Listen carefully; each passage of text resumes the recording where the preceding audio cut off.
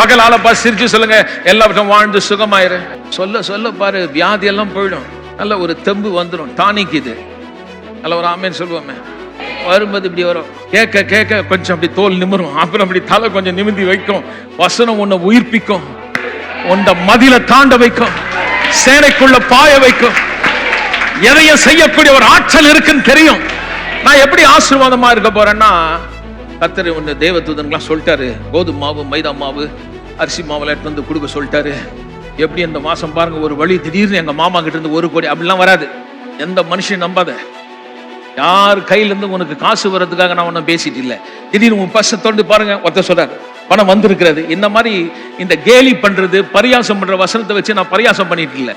நான் சொல்றேன், வேலை செய்ய முடியாதுன்னு சொல்றேன்ல, உனக்கு வேலை செய்ய திறமையும் வேலையே கிடைக்கான்னு சொன்னா பாரு, வெண்கல கதவை உடைச்சு வழியை திறந்து வாய்ப்புகளை உண்டு பண்ணி வேலை செய்ய ஞானத்தை கொடுத்து மனுஷ கண்ணில் தயவை கொடுத்து உனக்கு முன்னாடி இந்த கோலமான வழிகளை சபையாக்கி பாலைவனை மாறி இருந்த இடத்துல வழியை உண்டாக்கி உன்னை நடத்த ஒரு தேவன்.